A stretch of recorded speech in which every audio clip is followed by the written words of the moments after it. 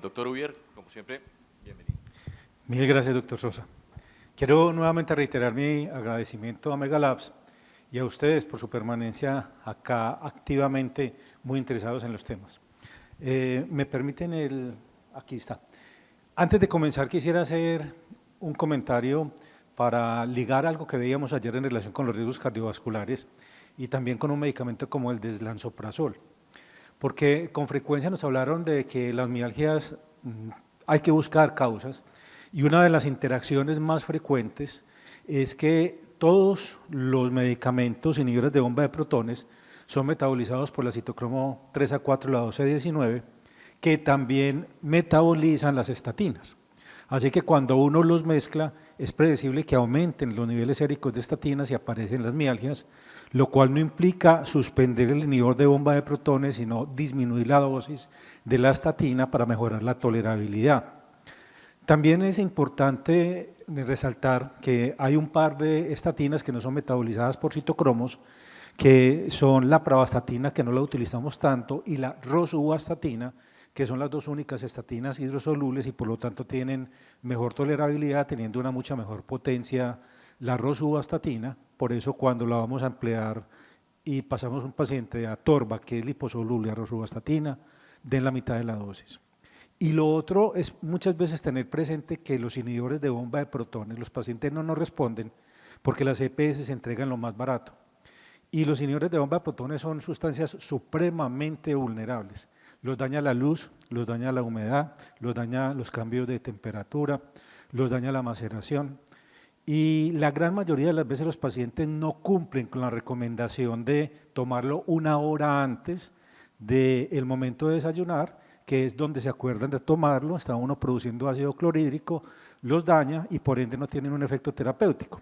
Como bien lo dijo la doctora, el deslanzoprazol tiene una mucha mejor eficacia terapéutica porque cada uno de los microgránulos vienen con una cubierta entérica que protege de la secreción de ácido clorhídrico, entonces se puede tomar cerca de los alimentos manteniendo su integridad y por lo tanto el efecto terapéutico. Así que a veces no responden los pacientes no porque no prescribamos el medicamento que es, sino por la calidad del medicamento. Y eso que nos han enseñado, que el genérico es lo mismo que el medicamento de marca, lamentablemente es una mentira. Y lo pueden ustedes verificar en internet, en un programa del INVIMA que se llama INVIMA Demuestra la Calidad, en que se investigan los medicamentos que no lograron biodisponibilidad y son un listado significativo y a veces preocupante. Uno saber que hace 4 años el 38% del etinilestradiol o norristrel, el principal anticonceptivo que utilizan nuestras adolescentes, no tenía biodisponibilidad, es supremamente preocupante. Cerrando ese paréntesis, avancemos en el tema y vamos a hablar de la CEA, que en Europa es conocido como el Silexan, que es un ansiolítico e hipnótico muy diferente si lo miramos desde una aproximación de la toxicología y de manera comparativa con las alternativas que nosotros hemos venido utilizando tradicionalmente. Nuevamente mi declaración de convergencia de intereses con estas casas farmacéuticas en que he dado capacitaciones en el área de la farmacología y la toxicología, y empecemos con lo que ayer esbozaba en relación con la producción de fitoterapéuticos de calidad, y es que primero que todo el cultivo de la alacea exige terrenos especiales, terrenos donde no haya plaguicidas, donde haya una proporcionalidad de los oligoelementos, donde no haya contaminantes con sustancias como plomo o mercurio, y se hace todo un almacenamiento, una maduración de la planta, un procesamiento en el secado, y a través de la industrialización, la extracción del principio activo, y sabemos que una vez que se tiene el producto, no únicamente se utiliza como un fármaco, sino que tiene una gran aplicabilidad en la industria, porque se le puede agregar a comidas, a bebidas, a cosméticos, a medicamentos, incluso a esencias, porque hay estudios que demuestran cómo el olor de la lavándula angustifolia, la sea comercialmente, genera tranquilidad, inducción del sueño sin siquiera haberlo tomado y puede contribuir a atenuar ciertos tipos de dolores. Así que por eso es que hay una serie de usos muy importantes en aromaterapia, perfumería, productos higiénicos, en coadyuvante en el manejo de diferentes patologías de índole psiquiátrico. Así que cuando se siembra la lavanda angustifolia, Hay que obtener las inflorescencias y en esas flores, si se mira microscópicamente, vemos unas pequeñas gotículas y estas pequeñas gotículas se denominan tricomas, que son las que contienen el principio activo y que permiten la obtención del fármaco como tal. Por eso es muy importante que no cualquier tipo de lavándula que podamos tener en el mercado va a funcionar, porque depende del lugar donde se cultiva, el momento en que se recoge, la condición de crecimiento en el terreno, el método en que se extrae y obviamente la fórmula elegida. Por eso nosotros podemos encontrar lavandas muy económicas en gotas que pueden tener un olor similar, pero que eventualmente se utilizan aromatizantes artificiales y no un producto que haya sido cultivado, transportado, almacenado, extraído, estabilizado y producido en cápsulas que la posibilidad de utilizar la cápsula de gelatina blanda excluye el riesgo que tenemos en el mercado de falsificaciones de otros productos.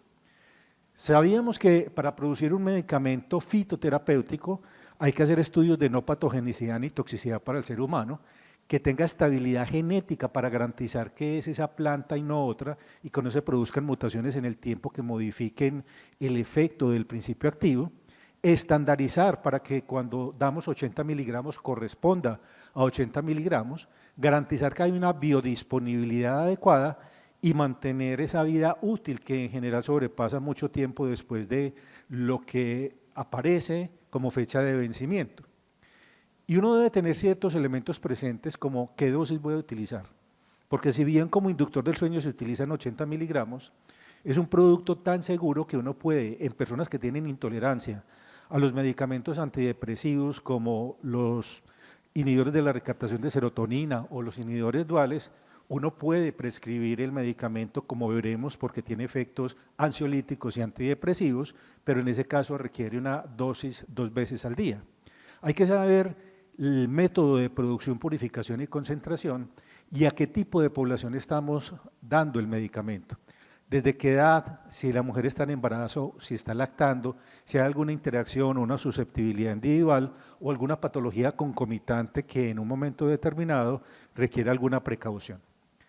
Y de esta dirección yo les hablaba el día de ayer porque todos nos hemos visto en afugias en un momento determinado cuando nos llega una mujer en embarazo y no sabemos si ese medicamento que está indicado para su patología específica puede o no ser dado en el embarazo.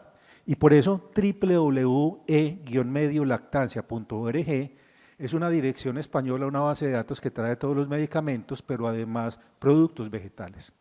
Y observen cómo los clasifica según colores. Verde es un riesgo muy bajo y en el color marrón es un riesgo bajo. Ya cuando tiene un color rojo más oscuro, pues los riesgos son altos. Y observen cómo la lavanda tiene un riesgo bajo y que se puede utilizar con tranquilidad durante el embarazo y que hablan de un efecto levemente estrogénico que tocaré más adelante porque es importante hacer algunas aclaraciones al respecto, dado que hay personas que dicen, no, yo no doy la SEA en niños, siendo un producto muy seguro, porque eso puede tener un efecto estrogénico y ser un disruptor endocrino. Pero miremos en breve. Cuando hablamos también de anticoncepción, es muy importante tener presente que no hay interacciones en relación con los anticonceptivos. Y si no tiene interacciones con los anticonceptivos, eso nos habla también que tiene una seguridad estrogénica, porque cualquier estrógeno que hubiésemos dado exógenamente modifica la proporcionalidad de la combinación de estrógenos-progesterona, que es lo que se utiliza en la gran mayoría de los casos. Así que, por ejemplo, en una mujer tomando anticonceptivos es completamente seguro dar la lavándula angustifolia.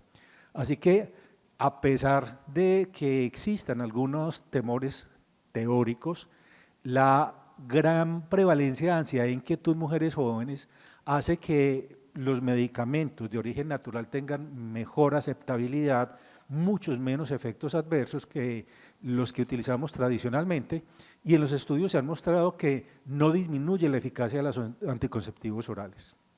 Y observen la eficacia entre pacientes que sufren de desórdenes de ansiedad. 80 miligramos, una sola cápsula al día, o 160 miligramos si se llegara a necesitar, son tan efectivos como, por ejemplo, alternativas tipo paroxetina, inhibidor de la recaptación de serotonina, pero que sí tiene una serie de efectos adversos serotoninérgicos y entre otros es un potente bloqueador de citocromos. La paroxetina, el bupropión, la fluoxetina son los principales bloqueadores y ahí es donde se pueden producir interacciones medicamentosas que eventualmente pueden llegar hasta ser peligrosas. Y este tipo de eficacia y seguridad ha sido objetivamente demostrado mediante el test de Hamilton para la determinación de ansiedad, encontrando un efectivo control de la misma.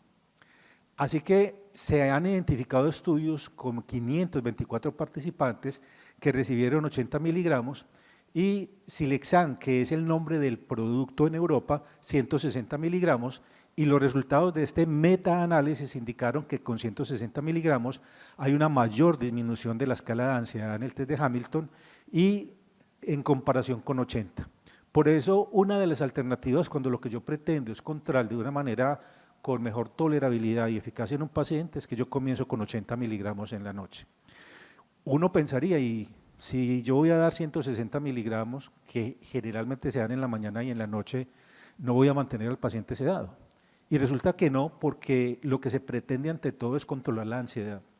Cuando un paciente se encuentra ansioso en el día, no duerme en la noche.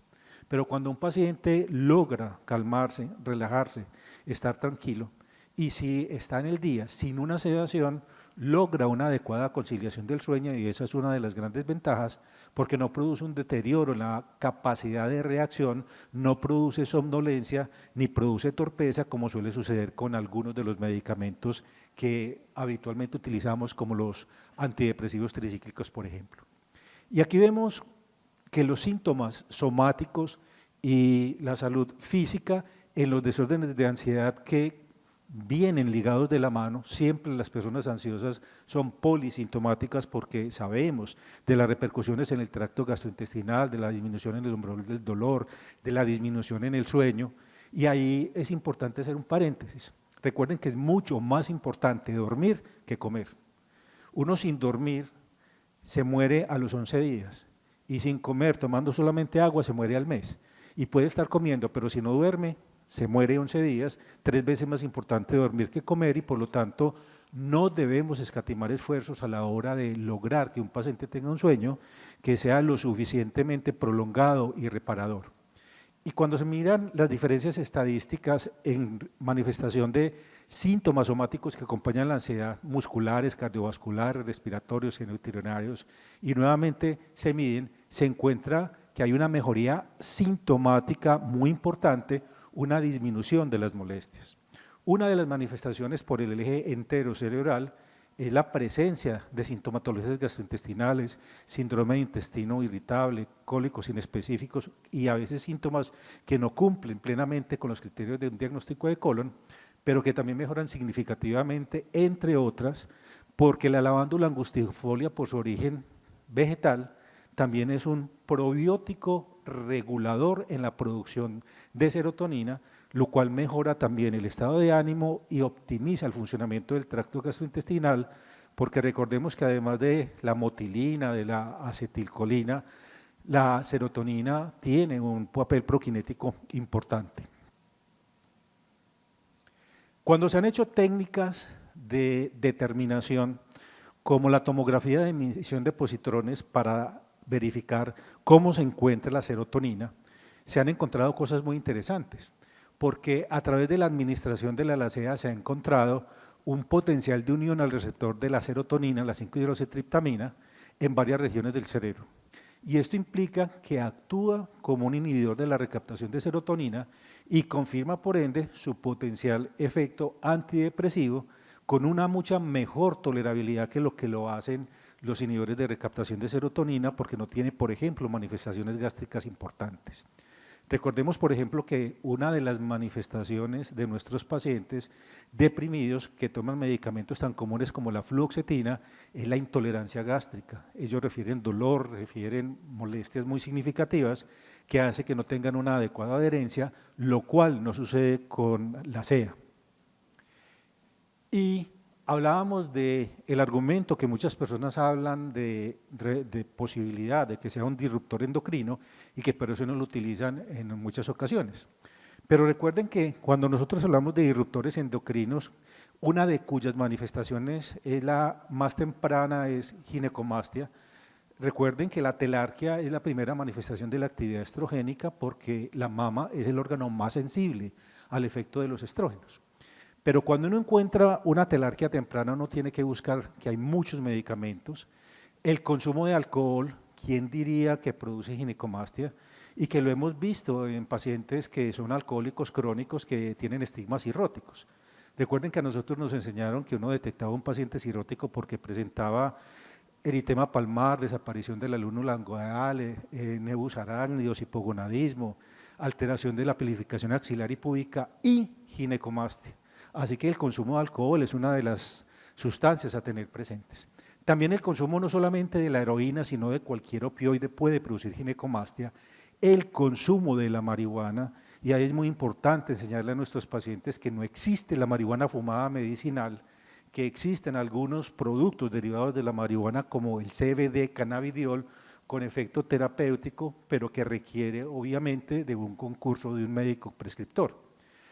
También el consumo de anfetaminas, y aquí tenemos el éxtasis, tenemos el 2CB, que es el 2CB, medicamentos antiulcerosos sobre todo del tipo de la famotidina, ranitidina, algunos antibióticos como la isoniazida, el ketoconazol, el metronidazol lo pueden hacer, agentes alquilantes para el tratamiento del cáncer, fármacos cardiovasculares como la amiodarona, el captopril y la egetoxina, y algunos psicoactivos, entre los cuales está el diazepam, el haloperidol, las fenotiacinas, como por ejemplo la levomepromacina, y los antidepresivos tricíclicos. Así que hay una potencialidad de medicamentos a los cuales uno tiene que tener en mente la posibilidad de que estén generando alteraciones, pero también esos receptores hormonales van a tener la posibilidad de estar afectados por la lavanda cuando se cultiva en terrenos contaminados con plaguicidas. Todos los plaguicidas, piretroides, organofosforados, carbamatos, son potentes disruptores endocrinos y por eso hablábamos ayer que la fresa es uno de los que debemos proscribir en nuestras pequeñas pacientes porque hacen telarquias tempranas debido a la presencia de plaguicidas allí. Y a veces cuando hacen un estudio que han encontrado que se produce telarquía con la administración de la lándula angustifolia, no nos explican qué lavándula analizaron, si fue Silexan o la CEA o fue otro tipo de lavándula, en qué terreno la recolectaron, si hicieron estudios de presencia de plaguicidas y si excluyeron la potencial contribución de algunos otros medicamentos a esa manifestación. Lo que se puede concluir, por ejemplo, es que dentro de los productos de utilización común hay uno que sí puede ser disruptor endocrino y es el aceite de árbol del té, que no es el té que nosotros tomamos habitualmente, la Camellia sinensis, que es el aceite del árbol del té, la Melaleuca alternifolia, completamente diferente, y que este sí puede producir ginecomastia. Pero hasta donde se sabe no hay datos confirmados de que se esté produciendo un vínculo en niñas prepúberes y la identificación de los principios activos presentes en una lavanda que sea de calidad. Conclusión, si ustedes quieren tratar a una niña de ansiedad, de depresión, de síntomas con estas características y desean aplicarle vía oral una lavándula, que sea la CEA y no cualquier otro producto que desconocemos la presencia potencial de contaminantes. Es importante saber que cuando tenemos un fármaco que deba ser seguro, hay que reconocerlo adecuadamente, que esté libre de patógenos, de contaminantes y de tóxicos, porque por ejemplo plomo y mercurio son disruptores endocrinos. Que esté bien formulado, que se absorba bien, que tenga una concentración estandarizada, respaldado ese producto específicamente por evidencia científica, bien almacenado con una variedad de efectos benéficos y que tenga un buen envase, empaque, etiqueta y se almacene en condiciones óptimas.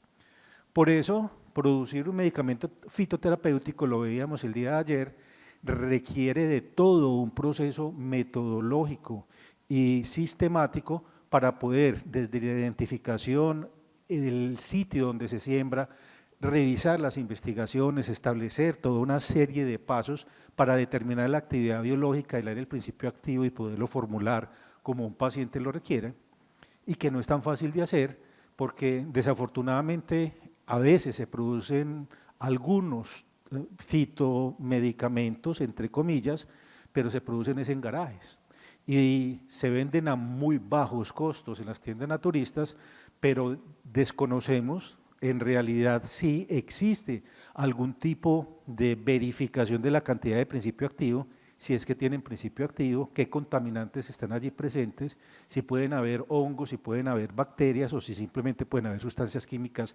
potencialmente tóxicas. Por eso, una infraestructura con todas estas características para finalmente, después de la recolección, identificación, extracción, dilución, lavado, evaporación, destilación y purificación del producto, están siendo cumplidas adecuadamente. Y decíamos que el producto puede costar algo más que alternativas que tenemos en el mercado como productos herbales.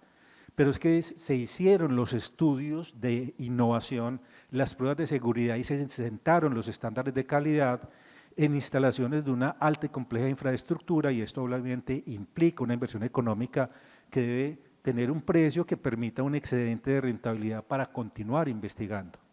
Los productos herbales, si fueran de buena calidad, maravilloso, porque tienen un precio más bajo, los hace accesible a un público mayor, establecen una competencia que es necesaria, pero lo grave es que hay problemas de calidad muy significativos, no están respaldados por estudio y hay una serie de costos indirectos derivados de fallos terapéuticos porque el medicamento más costoso es el que no cumple con los objetivos para el cual fue diseñado.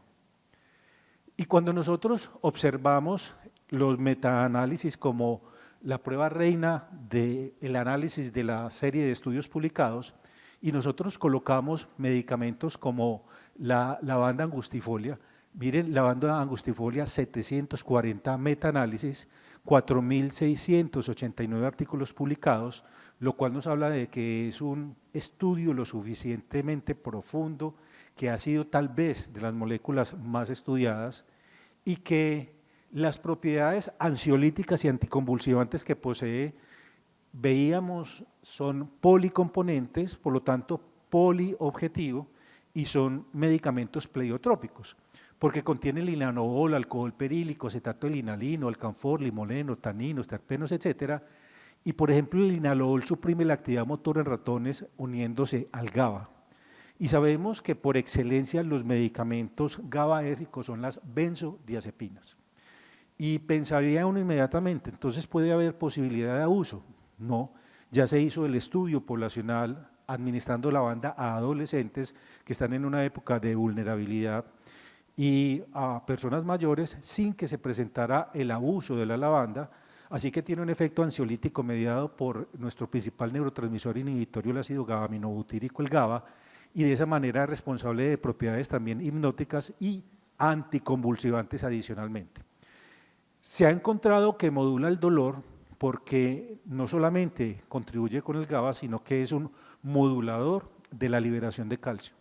Y recuerden que nosotros tenemos algunos medicamentos como los gabapentinoides, la pregabalina y la gabapentina, que al comienzo se pensaron que dependían del GABA y de ahí su capacidad para modular el dolor, pero posteriormente pudieron precisar que actúan sobre unos receptores calcio-dependientes alfa-2 delta en el sistema nervioso central, disminuyendo el ingreso de calcio. Por una ruta similar, pero diferente, la lavanda también disminuye el ingreso de calcio a las células, lo cual disminuye la exocitosis de neurotransmisores excitatorios y tiene un efecto ansiolítico y va acompañado de un efecto analgésico. Se le han encontrado otras características, por ejemplo, efecto antiparasitario para infecciones tan graves como el Chagas, que son motivo de investigación en la actualidad. Tiene actividad anestésica local por esa capacidad de modulación de calcio, pero también de canales de sodio, mejora el sueño, controla la dislipidemia diabética, tiene efecto también protector a nivel hepático y regenerador del hepatocito, tiene actividad antibiótica y espasmolítica y por eso hablábamos de que en síntomas gastrointestinales puede ser de utilidad y se han hecho estudios para mejorar con seguridad en las madres que van a empezar a amamantar molestias perineales cuando han hecho algún tipo de intervención para el parto, como por ejemplo una episiotomía. Y aquí es para enfatizar esa capacidad que tiene de modular el calcio y de disminuir el volumen de neurotransmisores que intervienen en el dolor, de sustancia P, de glutamato, entre otros neurotransmisores. Así que retomando otra vez la tomografía de emisión de positrones, recordemos también algo muy interesante. Tiene efecto antioxidante y activa vías de segundos mensajeros, modificando, por ejemplo, la formación del beta-amiloide, de citoquinas proinflamatorias, y tiene actividad inhibitoria de la acetilcolinesterasa en el sistema nervioso central, es decir, aumenta la acetilcolina, que es nuestro principal neurotransmisor que interviene en los procesos cognitivos. Por lo tanto, debido a sus efectos pleiotrópicos, tiene toda la plausibilidad biológica de utilizarla en el deterioro cognitivo, incluyendo enfermedades degenerativas como el Alzheimer o simplemente trastornos de la memoria. Y observen, por ejemplo, los blancos en el sistema nervioso central, que por actuar inhibiendo la recaptación de serotonina en el CERT, tiene posibilidad de ser considerado un adecuado antidepresivo, y sus propiedades GABA permiten que se pueda considerar en delirium, y modula el receptor NMDA, que es excitatorio, inhibiendo el transportador de la recaptación de serotonina, y por eso protege células de neurotoxicidad inducidas por el peróxido de hidrógeno. Y uno dice, pero ¿peróxido de hidrógeno dónde? Recordemos que cuando nosotros producimos energía en la mitocondria, se producen aniones superóxido, la superóxido dismutasa en presencia de hidrógeno los convierte en H2O2, peróxido de hidrógeno, y ahí es donde la catalasa es capaz de neutralizarlo y convertirlo en agua y oxígeno. Pero cuando se agota la catalasa, hay que contar con otros antioxidantes que obrarían como neuroprotectores, y en este caso la LASEA. Por eso, si miramos a grosso modo y de forma general las capacidades que tiene, pues entendemos que aumenta el GABA, aumenta la acetilcolina en la cognición, tiene efecto antioxidante y neuroprotector, genera sentimientos de relajación y protectores, inductores del sueño a través de la aromaterapia, tiene efectos antimicóticos, antibacterianos, antiparasitarios, para la erradicación gastrointestinal de la Giardia lamblia, de la tricomona vaginal, del Chagas, tiene efecto antioxidante porque aumenta el glutatión hepático, tiene efecto hipnótico porque aumenta el sueño, tiene efecto anestésico por el bloqueo de los canales de sodio y de calcio, y disminuye, por ejemplo, la hormona sensible a lipasa y lipasas pancreáticas, modulando también el apetito. Por eso, todos esos efectos se produce también una modificación de la inmunidad, y tiene la capacidad de ser neuroprotector en esclerosis múltiple, disminuyendo su progresión y revirtiendo neoplasias cerebrales como el glioblastoma a través de la inducción de la transcripción de factores neurotróficos y de proteína P53, y esa inhibición que tiene de la degradación de la acetilcolina favorece su aumento, lo cual lleva también a un aumento de la cognición. Recuerden que hay estudios con diferentes productos de origen vegetal. Uno de los más estudiados, como pudimos ver con los metaanálisis, es la lavanda angustifolia, y se demuestra entonces que actúa como un antagonista de la AMPA y evita que el glutamato se una a él, previene la disregulación del calcio y la difusión sináptica, y tiene efecto protector contra la destrucción de neuronas, aumentando el factor neurotrófico génico. Y el extracto modifica la evolución de la demencia porque inhibe colinesterasas con una gran ventaja. Cuando nosotros empleamos, por ejemplo, parches de ribastigmina para mejorar la acetilcolina, hay repercusiones periféricas como bradicardia, que limitan la posibilidad de emplear medicamentos que concomitantemente disminuyen la frecuencia cardíaca, como beta bloqueadores o como bloqueadores de canales de calcio tipo verapamilo. Esta inhibición de colinesterasa se da específicamente en el sistema nervioso central, por lo tanto no tiene repercusiones de riesgo periféricamente, y un paciente perfectamente puede tomar cualquier beta bloqueador concomitantemente con lavanda angustifolia, con la LASEA, y la evidencia demuestra que contribuye a la mejoría de la cognición al disminuir el estrés oxidativo cerebral y la inflamación. Y observen, por ejemplo, metaanálisis en relación con la utilización de Silexane, el nombre en Europa de la lavanda angustifolia, 160 miligramos, que logró tener mejor desempeño que la paroxetina. Y cuando nosotros miramos en pacientes que están tomando en depresión utilizando citalopram, se encuentra el mismo tipo de comportamiento. La lavanda angustifolia tiene efectos terapéuticos en pacientes y se puede puncionar la cápsula en personas con dificultades para deglutir, que son pocas, porque las cápsulas son de pequeño tamaño y una conformación esférica que les permite una muy fácil deglución, pero que se pueden en un momento determinado tomar como tal. Ahí viene el único efecto adverso que yo he visto de la lavándula, y es que uno eructa con olor a lavanda. Pero una cosa es que uno eructe con olor a chorizo, por ejemplo, que un eructo de chorizo huele más a chorizo que el mismo chorizo, a que uno eructe con olor a lavanda, que es un olor aromático, antes la gente se le acerca y no se le aleja, como sucede cuando uno consume otras cosas. Y es un efecto al comienzo del tratamiento, es transitorio, autolimitado y va desapareciendo en la medida en que la persona lo está tomando. Este estudio nos muestra cómo hay efectos antidepresivos, ansiolíticos, hipnóticos, antioxidantes y nootrópicos. Y los nootrópicos es un adjetivo que se aplica a plantas o a sustancias que tienen la capacidad de mejorar la atención, la concentración, la memoria y la cognición. Y ahí tenemos, por ejemplo, la ashwagandha o la citicolina y otras, pero es interesante saber que está dentro del grupo de medicamentos que mejoran la cognición, porque todos vamos perdiendo con el tiempo acetilcolina y vamos perdiendo mitocondrias cerebrales que tienen que ver con la producción de energía y la oxidación. Y si tenemos una capacidad antioxidante cerebral y un aumento de la acetilcolina, tiene toda la explicación de sus actividades nootrópicas. Y aquí quisiera hacer referencia a dos artículos. A todos nos enseñaron que cuando un paciente recibía benzodiazepinas, ese paciente tenía un deterioro cognitivo gravísimo y que por lo tanto a todo el mundo había que quitarle las benzodiazepinas, y eso es lo que hemos venido haciendo en los últimos 10 años. Pero resulta que hay dos estudios muy importantes, y voy para efectos de tiempo a referirme a este estudio en American Journal de Psiquiatría del 2019, que se hizo en 235.000 estudios prospectivos a 10 años, y encontró que los pacientes que se les daba una benzodiazepina en la noche como inductor del sueño, muy por el contrario de lo que nos enseñaron, tenían mejor atención, concentración, memoria y menor deterioro cognitivo.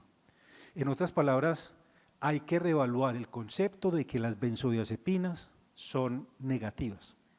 Las benzodiazepinas no son negativas, lo que quita la cognición y lleva a la demencia es la ansiedad, el estrés y la falta de sueño. Pero entonces, ¿de dónde venían en estas cohortes el deterioro cognitivo? Y venía es del empleo de lo que venimos utilizando en la actualidad, una gran cantidad de medicamentos anticolinérgicos. Sabemos, por ejemplo, que hay un sesgo de confusión muy importante, que fue la primera publicación, la de Euler Jorgensen, que habló de que las benzodiazepinas producían deterioro cognitivo. Y fue un sesgo porque recibían benzodiazepinas pacientes que tenían epilepsia postraumática, que tenían enfermedades cerebrales, que ya tenían deterioro cognitivo, que tenían una serie de factores que, independientemente de que tomaran benzodiazepinas o no, iban a evolucionar hacia la demencia.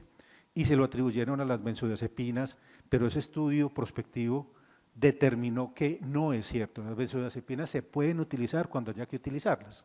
¿Cuál es el riesgo? La dependencia, el abuso. Y por eso uno prefiere un medicamento que tenga una mejor seguridad y una eficacia muy similar a una benzodiazepina, como lo puede ser la lavándula angustifolia.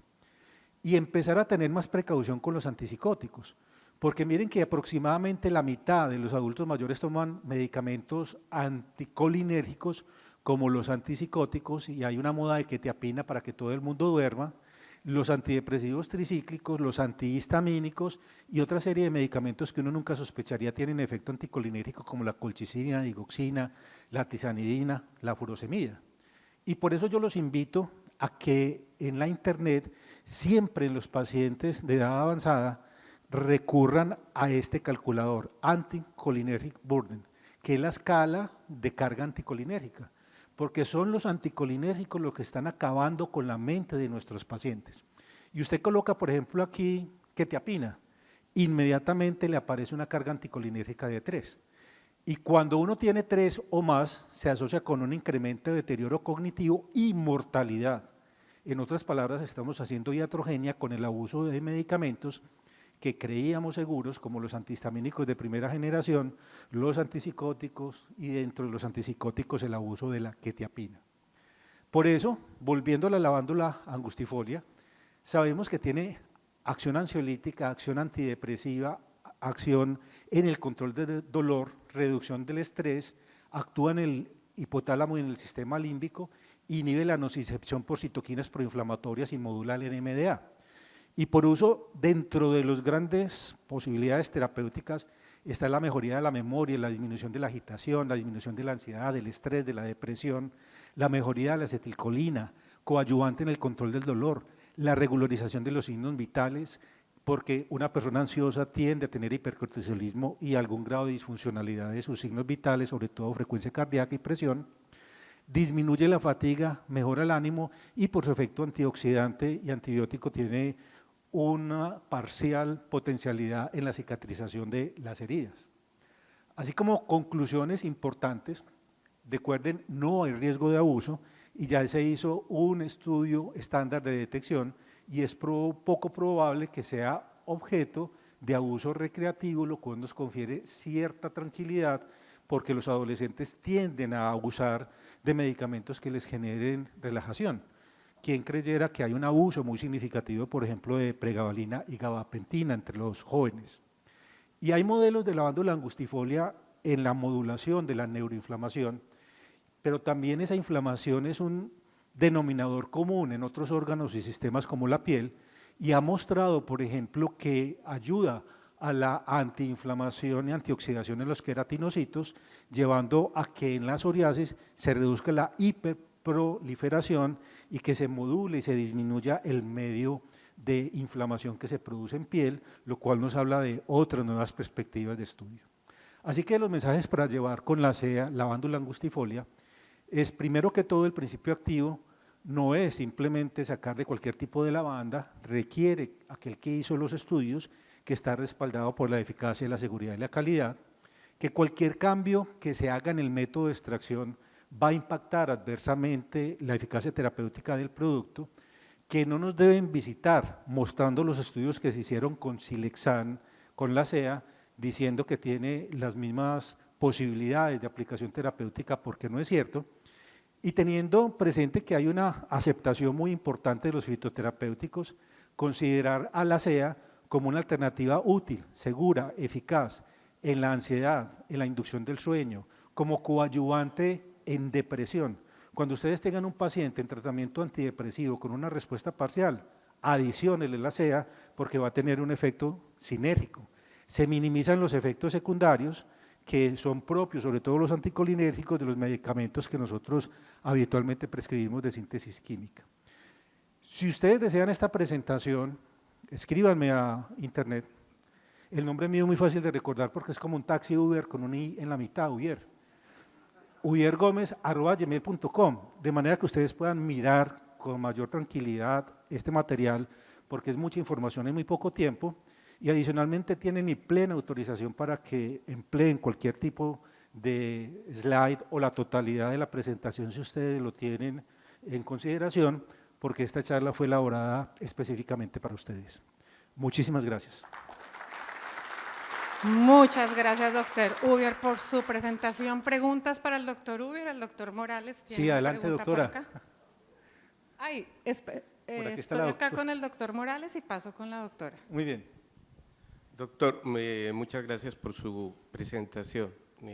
Yo soy geriatra Sí. y usualmente siempre hacemos esta pregunta y es si tiene estudios de seguridad y eficacia en personas mayores, porque lo que uno nota es que usualmente en los estudios, en los ensayos clínicos, los adultos mayores son sustancialmente incluidos. Sí. Dos, quería preguntarle, usted nos explicó muy bien los efectos neuroprotectores del medicamento, pero estos realmente han sido evidenciados a nivel de clínica, que tengan algún desenlace, por ejemplo, para recomendarle a un paciente con un deterioro cognitivo leve o ya en una etapa temprana de algún trastorno demencial, porque pues como medicamento neuroprotector que hasta el momento yo conozca no hay ningún medicamento que tenga esa evidencia. Y lo último que quería comentar es que definitivamente nosotros en todos los criterios que manejamos Sí. de desprescripción de medicamentos, como por ejemplo los Stab Store o los de criterios de Beers. Beer, Sí. las benzodiazepinas sí las tenemos totalmente proscritas, no por la parte cognitiva, sino por las múltiples complicaciones que generan en esta edad. Bueno, ahí es muy importante que usted le dé una mirada a lo de las benzodiazepinas porque las tenemos según los criterios de Beers y los criterios de Stop proscritas, pero con base en los hallazgos que hace 20 años se publicaron en Francia y que hablaban de el deterioro cognitivo mayúsculo en que le atribuyeron entonces gravedad y quedaron prohibidas. Pero cuando uno utiliza benzodiazepinas en una persona de edad avanzada, en una dosis bajas, y yo por eso prefiero utilizar cuando prescribo algo que me facilite la administración de una dosis correcta, como por ejemplo un clonazepam en gotas, que entre otras cosas, si uno va a mandar un clonazepam en gotas que sea el innovador, es decir, un ribotril, porque hay otros que en el mercado traen hasta microplásticos. Entonces, uno puede ir titulando y tiene el respaldo y la seguridad que está ese estudio con 235.000 pacientes a 10 años en que demuestra que no generan deterioro cognitivo y que ha sido un concepto errado que nos enseñaron nuestros profesores y que no ha sido difundida la reevaluación de la seguridad de las benzodiazepinas. En otras palabras, las benzodiazepinas son seguras en el adulto mayor. ¿Qué es lo inseguro? La combinación de diferentes medicamentos que tienen efecto depresor en el sistema nervioso central. Entonces uno ve pacientes que están recibiendo, por ejemplo, acetaminofén combinado con codeína o con hidrocodona, que están recibiendo gabapentinoides, que están recibiendo benzodiazepinas, y eso lo mínimo que les va a producir es una apnea del sueño, y si no es que les puede producir un paro respiratorio y una muerte súbita. Tenemos un abuso de una gran cantidad de medicamentos anticolinérgicos que afortunadamente los gerontólogos están muy conscientes y los están desmontando y buscando alternativas, pero si un paciente requiriese un medicamento, por ejemplo antipsicótico por su condición de base, uno debería buscar esa anticholinergic burden, el ACV, porque por ejemplo una quetiapina tiene 3 y nunca la deberíamos utilizar en un adulto mayor, pero una olanzapina tiene efecto colinérgico de 1. El problema es en el paciente con polimedicación excesiva, entendido como más de 10 medicamentos, que por lo menos están teniendo esa carga anticolinérgica de 3 y que hay que empezar a disminuir lo más que se pueda. Lo otro que desafortunadamente nosotros no estamos haciendo es que nosotros no adaptamos nuestros hogares a las necesidades de nuestros adultos mayores. ¿Cuántos de ustedes tienen superficies antideslizantes en el hogar, los espacios suficientemente iluminados? Verifican que sus padres o las personas mayores se bañen sentadas en una silla plástica en el baño. ¿Cuántos estamos quitando los obstáculos de los espacios vitales? ¿Cuántos verificamos que estén caminando con ayudas o que tengan superficies antideslizantes en sus zapatos? Entonces hay una serie también de circunstancias que propician la accidentalidad y que pueden llevar a que se produzcan complicaciones. Y una vez es con la mejor intención logra los peores resultados. Por ejemplo, en el adulto mayor y sobre todo institucionalizado, es frecuente la deficiencia de vitamina D. Y sabemos que la deficiencia de vitamina D se corrige dando 50.000 unidades semanales durante 8 semanas y que eso modifica la presión arterial porque interfiere el eje o normaliza el eje de renina, angiotensina, aldosterona, baja por lo menos 5 milímetros la presión arterial, que en cualquiera de nosotros no tendría impacto, pero que en un anciano puede producir hipotensión postural. Pero adicionalmente mejora la energía, mejora la movilidad, y si uno tiene más energía, más movilidad y una presión bajita, más riesgo de que se caiga y se fracture. Entonces, por ejemplo, uno antes de corregir una vitamina D debería tener un montón de consideraciones. Ahora bien, en relación con la SEA, la ventaja de no producir sedación, sino básicamente ansiolisis, y si uno quiere generar una sedación significativa, tendría que dar 160 miligramos en una monodosis en la noche, que no es lo habitual. Si uno da los 80 miligramos cada 12 horas de ser necesario, es muy importante la sensación de tranquilidad, de relajación, y no la de sedación, no la de torpeza, que sí la producen relajantes musculares, que sí la producen otros medicamentos, sobre todo cuando se combinan. Entonces yo pienso que para gerontología es una de las mejores opciones, porque si lleva a que en las demencias leves hay estudios, a moderadas tengan mejor desempeño en los puntajes de evaluación. Y es una de las alternativas que se están proponiendo. Simplemente que a veces nosotros en los pacientes tardamos mucho en hacer intervenciones y obviamente que deben ser complementarias y verificar en mucho deficiencias vitamínicas. ¿Cuántos de nuestros pacientes, por ejemplo, están recibiendo tiamina o sulbutiamina y tiende a haber una disminución en la absorción? Y recordemos que la deficiencia de tiamina produce deterioro cognitivo y cuando es muy aguda una encefalopatía de Wernicke y como secuela una psicosis de Korsakoff. Pero ¿cuántos de ellos están teniendo también suministro de coenzimas y de sustancias oligoelementos que actúan como cofactores? Yo puedo dar toda la tiamina del mundo, pero si no tengo zinc, no voy a tener una buena optimización de la vida de la pentosa 5-fosfato, que es la que tiene que ver con la cognición. Entonces a mí me parece que debemos trabajar mucho en alimentación, en suplementación, en desprescripción de medicamentos, pero lo que a mí me tranquiliza es que en ese aspecto los gerontólogos están sobrados. El problema es la generalidad de los médicos que no tenemos esos conceptos, que no conocemos los criterios de Beers, que no conocemos los criterios de STOP, que no intervenimos por otras alternativas y ahí es donde les llegan los complicados a ustedes. Doctora Madero. Uber, excelente tu charla. Muchas Quiero gracias. preguntar, es porque definitivamente el problema de salud mental y trastornos de sueño es una cosa vigentísima en los adultos jóvenes y en los adultos mayores en este Sí. momento. Parece que son efectos post-COVID, están sospechándose.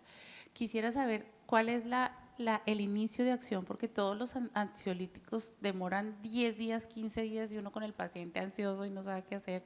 2, ¿existen interacciones con antiarrítmicos o que contraindiquen para pacientes con enfermedades cardiovasculares, post-ACV, etcétera? Porque estos pacientes tienen mucho trastorno de ansiedad en esos post-ACV iniciales. Yo no manejo adultos, pero es que veo muchos pacientes relacionados que tienen estas características y quisiera saber.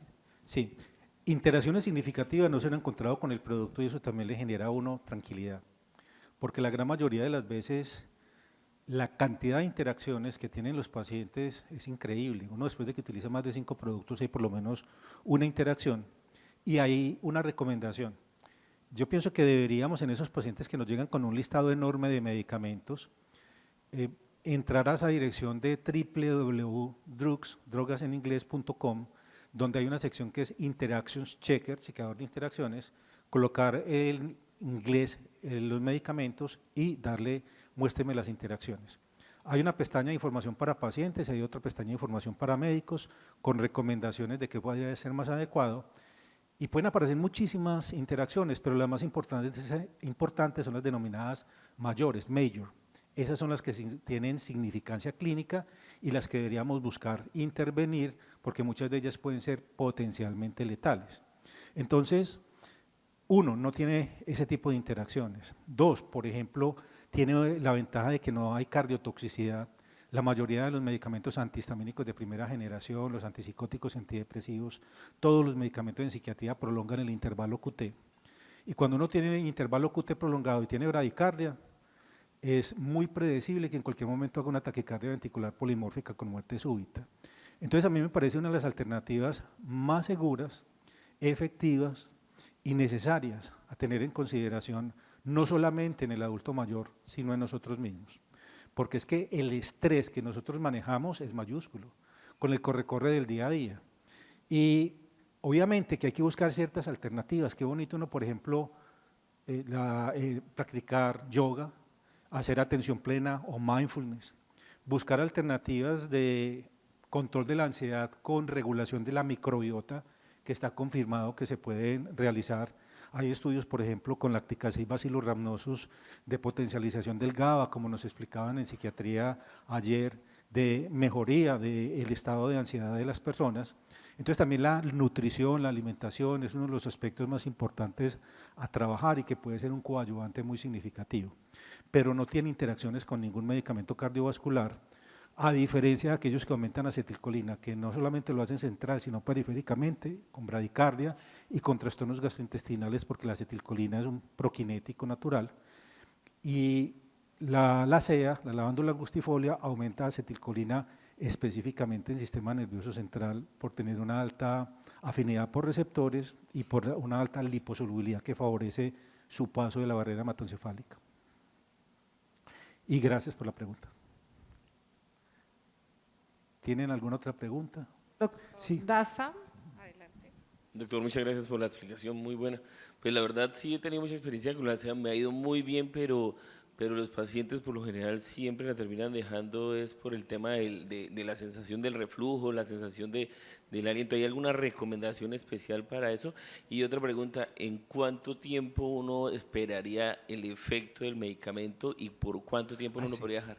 Sí, el periodo de latencia inicial es 3 días, pero la eficacia más significativa es a partir del mes. Lo de el reflujo no es en sí que produzca reflujo, sino que la persona se hace consciente de los eructos que todos producimos por el olor que percibe. Entonces dice, eso me está dando reflujo. Yo recuerdo una niña que me hizo reír mucho porque maneja ansiedad y le di la SEA y le funcionó, pero ella decía, no, usted me está intoxicando porque yo eructo y eso huele muy raro. Y no se quiso seguir tomando el producto por esa característica. Pero al margen de eso, es seguro, por ejemplo, en los niños, y ese eructo desaparece más o menos a partir del mes. Entonces también hay un proceso adaptativo en el organismo y hay que decirles que es un efecto colateral, no molesto, porque es que no es de mal olor y es transitorio, autolimitado, no requiere ninguna intervención específica. Doctor Gil, doctor Gil. su pregunta. Con respecto al tiempo de uso, por ejemplo, los antidepresivos, sabemos que es por largo tiempo. Es una cosa en cuanto al uso, ¿cuánto sería el tiempo? Muy buena ideal? pregunta. Y la otra es la temida o el temido síndrome de abstinencia de las benzodiazepinas, pues Sí. comparado con la SEDA también. Bueno, es muy importante que cualquier medicamento que tenga efecto en el sistema nervioso central lo desmontemos lentamente. Llámese antipsicótico, llámese litio, llámese benzodiazepinas, llámese gabapentinoides, todos se desmontan lenta y paulatinamente porque siempre hay regulaciones a la alta o a la baja que en un momento determinado se pueden presentar y que no es una característica única y exclusiva de los medicamentos de acción del sistema nervioso central, sino de muchos medicamentos. Cuando utilizamos, por ejemplo, un beta bloqueador no lo podemos suspender abruptamente porque la regulación alta de receptores beta predeciblemente va a producir taquicardia, ansiedad, temblor e hipertensión. Entonces, pero sí es prudente irlo disminuyendo. ¿Cuánto tiempo de tratamiento? Muy importante la pregunta. Y empecemos con los antidepresivos habituales. Recuerden que cuando uno tiene una depresión leve, la trata por lo menos 1 año y al año empieza a desmontar. Si reaparece en la sintomatología, recomienza tratamiento y lo extiende a 3 años y empieza a los 3 años a desmontarlo. Si a los 3 años de darlo, que empezó a desmontarlo, reaparece la sintomatología, tratamiento indefinido. Si bien con la SEA no hay estudios que demuestren que tiene que hacerse ese mismo tipo de aproximación, generalmente el tratamiento de la ansiedad y de la depresión requiere de tratamientos prolongados en que ha mostrado seguridad y la gran mayoría de los antidepresivos tienen estudios solamente de 3 meses y se extrapolan a tratamientos prolongados y se proponen con base en consenso de expertos de medicina basada en la evidencia con evidencia 2B, que se prolonguen ese 1 año, 3 años o indefinidamente.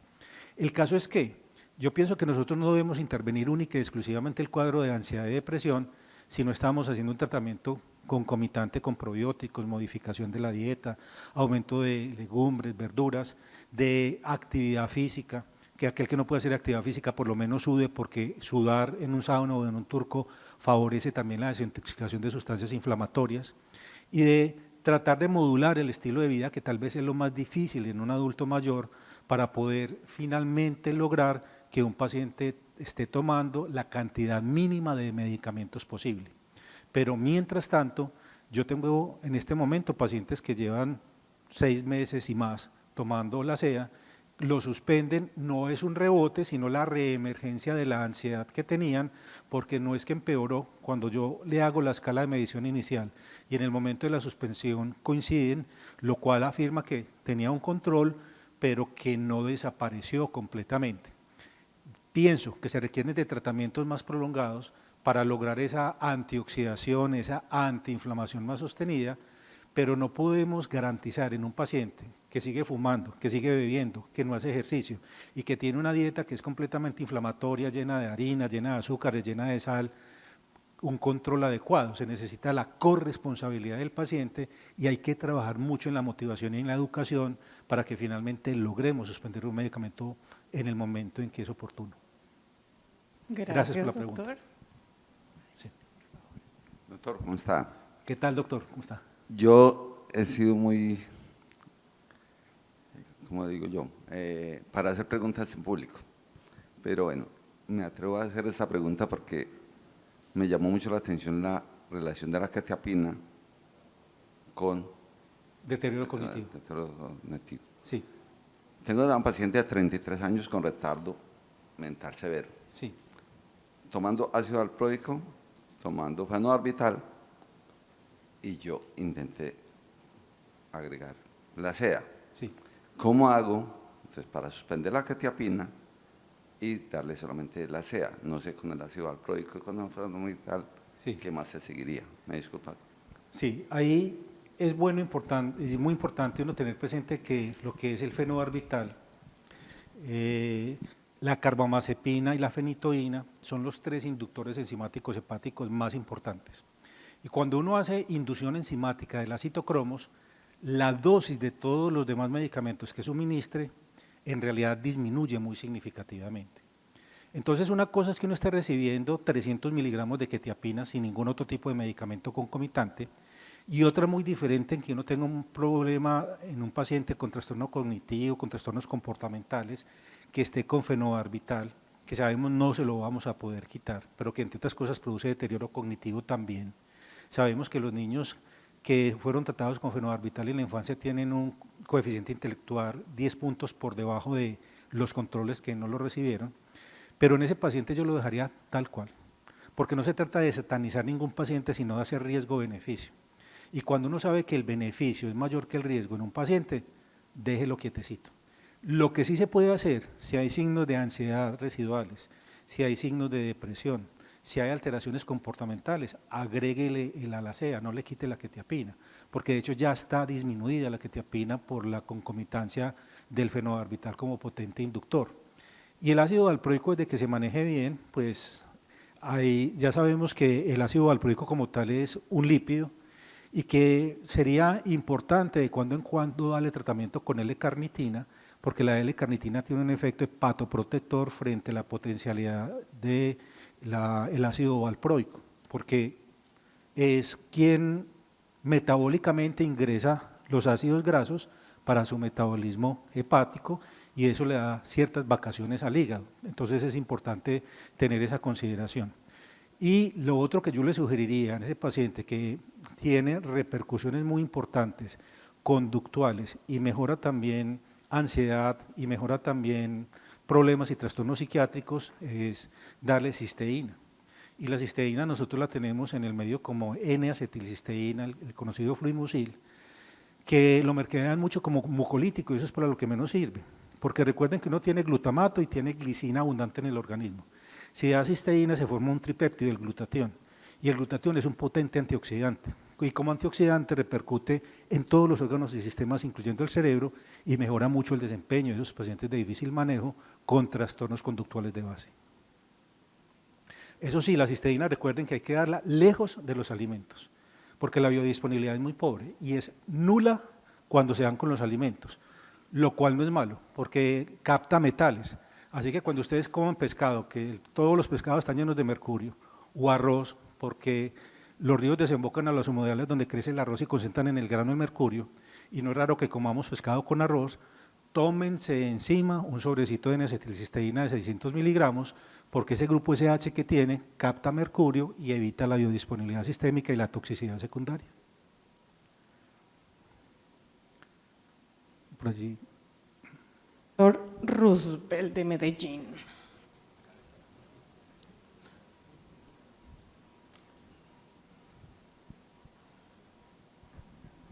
Doctor, yo quiero hacer una pregunta. Yo tengo una obsesión por los pacientes con ansiedad de tipo de trastorno alimenticio. ¿Hay algún estudio de la alacea que muestre utilidad en ellos? No, en trastorno alimenticio se están llevando estudios a cabo, pero no hay resultados preliminares, porque sí, la ansiedad es uno de los principales factores que lo produce. De hecho, se le han atribuido a muchos de los inhibidores de la recaptación de serotonina un efecto reductor de peso, y no era un efecto reductor de peso, era simplemente que eran personas tan ansiosas que tenían atracones, tenían aumento del peso y en la medida en que se fue corrigiendo la ansiedad, pues empezaron ya a normalizar sus hábitos alimentarios y bajaron de peso. Y dentro de los alimentos de los antidepresivos que uno podría considerar en esos casos, están más aquellos relacionados con la producción de dopamina, porque no es raro que las personas cuando tienen depresión o cuando, por ejemplo, dejan hábitos que produzcan elevación de dopamina como el tabaquismo, busquen comer cosas muy dulces, muchos carbohidratos, porque los carbohidratos generan dopamina y la dopamina tiene un efecto antidepresivo. Entonces, en muchos de nuestros pacientes que tienen los atracones y que comen demasiado, es porque de base existe un cuadro de depresión, ansiedad, un trastorno mixto, y dentro de los medicamentos, como el bupropion, que tienen efecto principalmente elevador de la dopamina, pueden ser controladores del apetito. Pero cuando sabemos, son personas que tienen cuadros de anorexia, bulimia, el medicamento de elección sigue siendo la fluoxetina. Muchas gracias. Creo que no hay más preguntas. Adelante, Jorge. Muchas gracias, doctor Jorge. Doctor Ubier, muchísimas gracias. Megalabs. Somos bienestar.